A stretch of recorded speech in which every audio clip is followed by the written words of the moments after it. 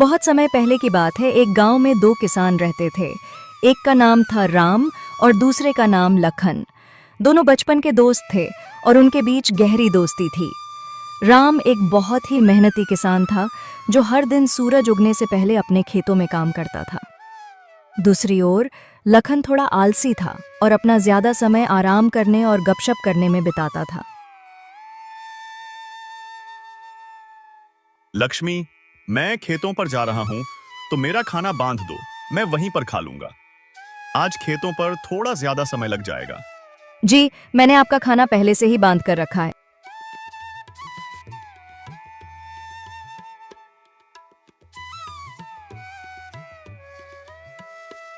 ये लीजिए आपका खाना, समय निकाल कर खा लीजिएगा। अच्छा ठीक है, मैं जाता हूं। तुम बच्चों को स्कूल छोड़ आना। आप बच्चों की चिंता बिल्कुल भी मत कीजिए, मैं उन्हें स्कूल छोड़ दूंगी। आप बस अच्छे से अपना काम निपटाकर घर जल्दी आ जाना।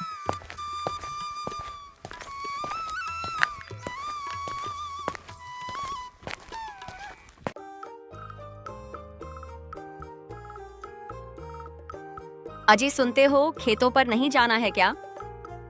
सूरज सर पर आ गया है, उठना नहीं है क्या? इतना सारा काम पड़ा है और तुम अभी तक सो रहे हो।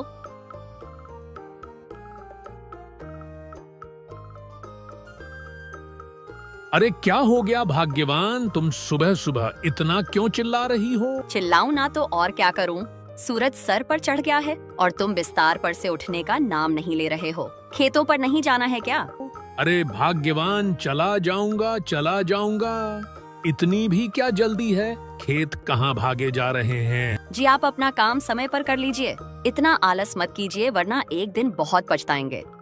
अच्छा ठीक है, अब मुझे उठने तो दो। हाँ ठीक है, मैं खाना लगा देती हूँ, आप जल्दी नहा कर आ जाइए। इसके बाद खेतों पर भी जाना है। सारा काम ऐसे ही पड़ा हुआ है। पूरे गांव में सिर्फ हमारे यहाँ ही देर से फसल आती है, सिर्फ आपके अलसीपन की वजह से। तो अब बस भी करो, सुबह से सुना जा रही हो चला जाऊंगा।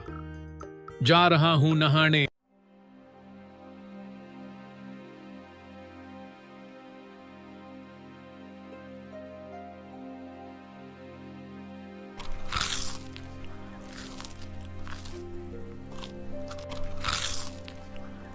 खाने में बस ये दाल चावल ही है, कोई सब्जी नहीं बनाई क्या? अजी सब्जी तो तब बनाऊंगी ना जब आप काम करके कुछ पैसे लेकर दोगे। पिछली बार जो फसल बिकी थी उसके अब थोड़े बहुत ही पैसे बच गए हैं, जिसमें ये दाल चावल ही खाने को मिलेगी आपको। अगर सब्जी खानी है तो जल्दी फसल उगाइए। इसको बोलने से अच्छा तो मैं ये दाल चावल ही खा लेता। अच्छा ठीक है, तो मैं खेतों पर जा रहा हूँ।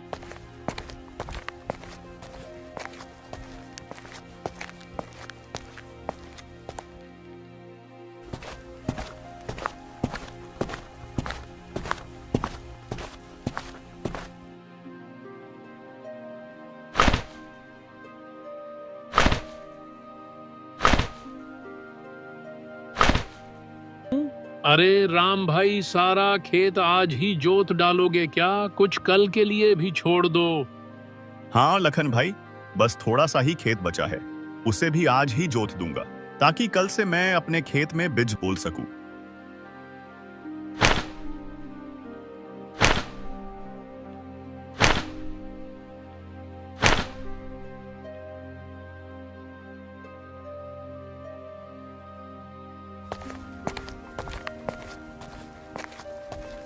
इतनी कड़ी धूप है, इतनी कड़ी धूप में तो बहुत मुश्किल होगा काम करना।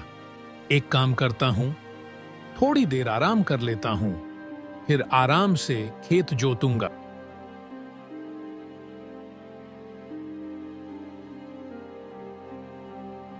चलो अब थोड़ी सी जोताई कर लेते हैं।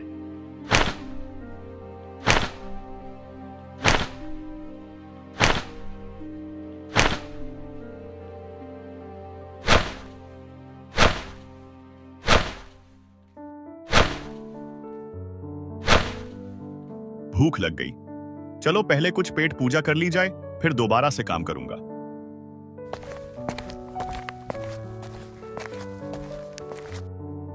राम खाने का डब्बा लेकर बैठा ही था, तभी वहां एक साधु बाबा आ गए। अरे बेटा, बहुत भूख लगी है, कुछ खाने को मिलेगा क्या?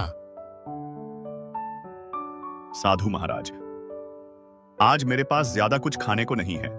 यह मेरी पत्नी ने रोटी सब्जी और धनिया की चटनी बनाई है, खा लीजिए। यह राम के पास कौन आया है? कोई साधु महाराज मालूम होते हैं। चलो चलकर देखा जाए। प्रणाम साधु महाराज। खुश रहो बेटा, तुम्हारा कल्याण हो।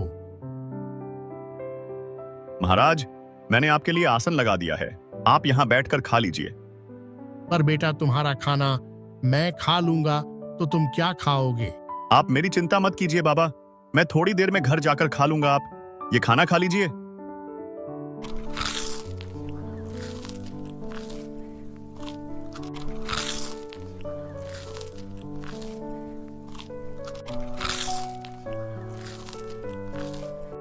साधु महाराज, मेरी पत्नी भी खाना बनाई है, बहुत स्वादिष्ट खाना बनाती है, थोड़ा खा कर देखिए।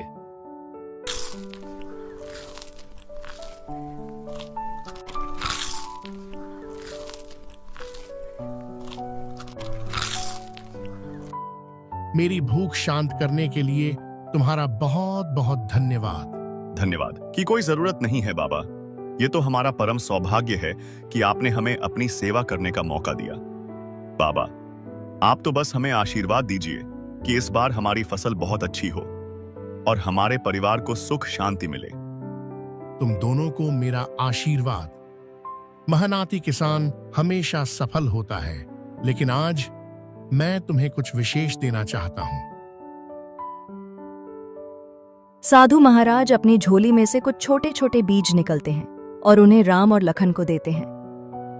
साधु महाराज, यह किस चीज के हैं? क्या यह कोई विशेष फसल के हैं? यह कोई साधारण बीज नहीं है, यह जादुई बीज है। इन्हें अपने खेतों में बो दो तो हाँ, तुम्हें वही देंगे जो तुम बहुत ज्यादा चाहते हो। हम आपकी इस मुलाकात के लिए बहुत आभारी हैं। साधु महाराज, मैं इन्हें बहुत अच्छे से देखभाल करूंगा और इन्हें रोज पानी दूंगा। लेकिन ये जादू है तो हमें इतनी मेहनत करनी है कि क्या जरूरत है? पर यह बात हमेशा याद रखना, जादू उसके लिए काम करता है जो उसकी कदर करता है। यह बीज अपने आप में शक्ति रखते हैं, लेकिन अगर तुम इन्हें सही देखभाल नहीं दोगे तो तुम्हें इनसे कुछ भी नहीं मिलेगा। हर दिन इन्हें प्यार और मेहनत से सिंचना, तभी ये फल देंगे। जी महाराज, हम आपकी बातों को समझ गए हैं। हम इन्हें बीजों को रखेंगे और इन्हें बहुत प्यार से सिंचेंगे। अच्छा बेटा, तो अब मैं यहां से प्रस्थान करता हूं।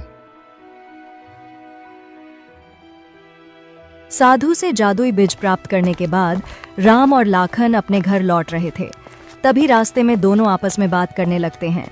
लखन, ये जादुई बीज बहुत अनमोल है। साधु महाराज ने कहा है, अगर हम इन्हें प्यार और मेहनत से सिंचेंगे तो यह हमें बहुत कुछ देंगे। मैं तो कल ही इन्हें जकर अपने खेत में बोने वाला हूं। लेकिन ये जादू है तो हमें इतनी मेहनत करने की क्या जरूरत है? मुझे नहीं लगता कि रोज पानी देने से कोई खास असर होने वाला है। हाँ, खुद ही उग जाएंगे और फल देंगे। लखन, साधु महाराज ने साफ साफ कहा था कि प्यार और मेहनत के बिना कुछ नहीं मिलेगा। यह बहुत जरूरी है, लेकिन इनका पूरा फायदा उठाने के लिए हमें इनकी देखभाल अच्छे से करनी होगी। मैं कोई भी जोखिम नहीं लेना चाहता, इसलिए मैं तो इन्हें बहुत अच्छे से सिंचूंगा और इनकी बहुत देखभाल करूंगा। इसके बाद दोनों अपने अपने घर की ओर चल पड़ते हैं। दोनों घर पहुंचकर सारी बात अपनी अपनी पत्नी को बताते हैं। जी, ये तो बहुत अच्छी बात है। भगवान की भी इस समय हम पर बड़ी कृपा है, तभी तो आपको साधु महाराज मिले। लक्ष्मी, तुम सही कह रही हो। वह साधु किसी भगवान से कम नहीं। उनकी आंखों में एक अलग ही तेज था। जैसा साधु महाराज ने कहा है, मैं वैसा ही करूंगा। मैं इन्हें बीजों की खूब सेवा करूंगा। अरे वाह, तो बहुत अच्छी बात है। अब हम बहुत मेहनत करेंगे और बहुत अच्छी फसल लगाएंगे और हमें बहुत सारे पैसे मिलेंगे। अजी, आप बस इंतजार नहीं करिएगा, आप कल सुबह ही जाकर इन्हें बीजों को लगा देना। हन भाग्यवान, यह बीज कहीं भाग नहीं जा रहे हैं। कल सुबह ही खेतों में जाकर इन बीजों को लगाऊंगा।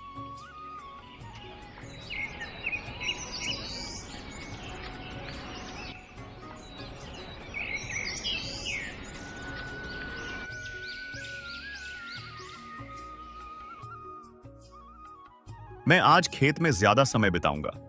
साधु बाबा ने मुझे जो भेज दिया है वह आज खेत में बोने हैं।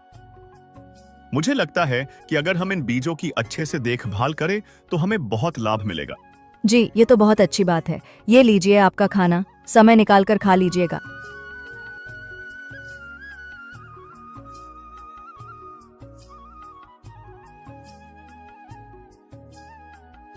क्या आप अभी तक सो रहे हैं? आज खेतों में बीज रोपाई करनी है और आप अभी तक सो रहे हैं। जल्दी उठिए, आपने बताया था ना कि साधु महाराज ने आपको जदुई बीज दिया है। जल्दी उठिए, चलिए। हाँ हाँ भाग्यवान, उठ रहा हूँ। मुझे सब याद है। तुम क्यों मुझे बार बार याद दिला रही हो? जी, आप ऐसे निश्चिंत होकर सो रहे हैं, मुझे लगा भूल जाएंगे होंगे। नहीं, मैं कुछ नहीं बोला हूँ। मुझे सब याद है। तुम खाना लगाओ, मैं नहा कर आता हूँ।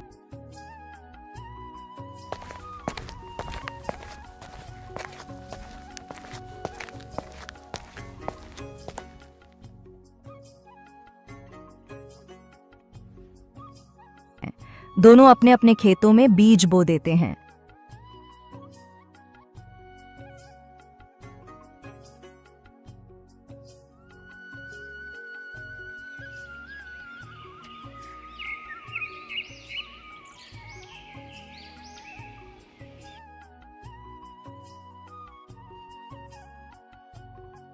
जी, खेतों का काम अच्छे से निपट गया ना? हाँ लक्ष्मी, खेतों का काम अच्छे से निपट गया। मैंने बीजों को भी अच्छे से बो दिया है और पानी भी दे दिया है। कल सुबह जल्दी उठकर खेतों पर चला जाऊंगा। जितना ज्यादा खेतों की देखभाल करूंगा उतना ही अच्छा रहेगा।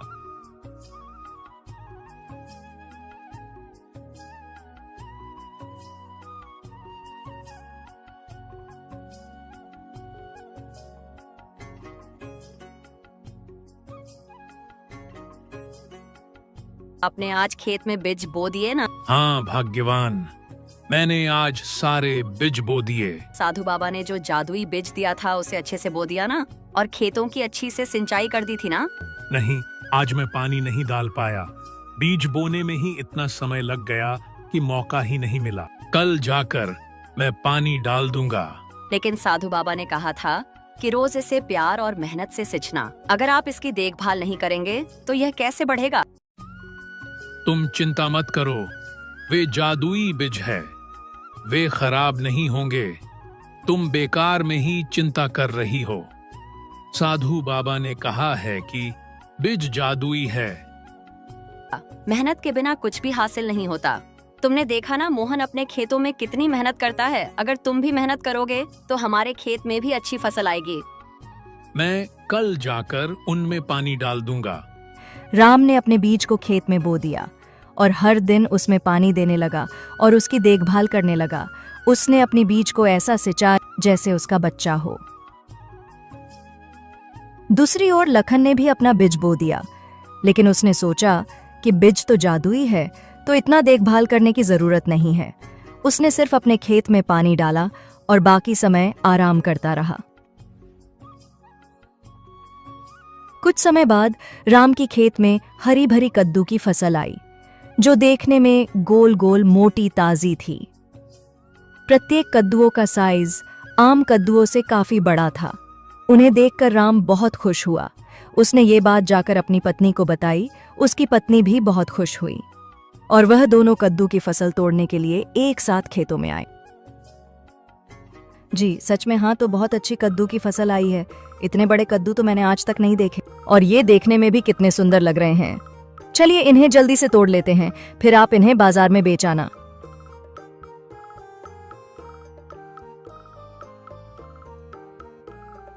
दोनों कद्दू की फसल तोड़ने लगते हैं और देखते ही देखते उनकी टोकरी कद्दुओं से भर जाती है।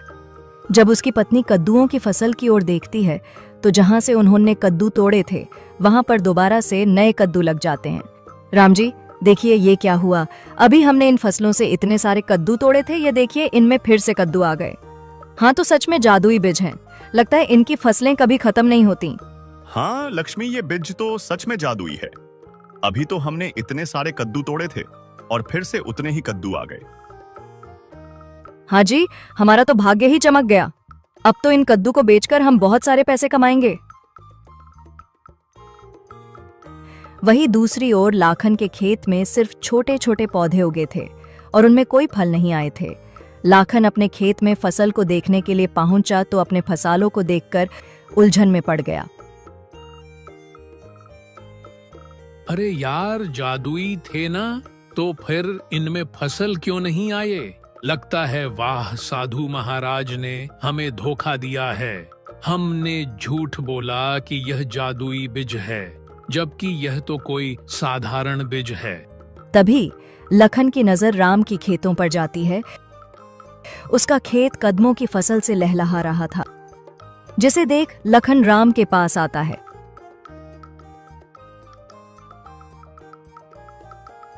तुम्हारी फसल इतनी सुंदर कैसे हुई? लगता है वह साधु महाराज ने मुझे नकली बीज दिए थे और तुम्हें जादुई। दोस्त, साधु महाराज ने हमें जादुई बीज तो दिया था, लेकिन उन्होंने कहा था कि उनको प्यार और मेहनत से सिंचना होगा।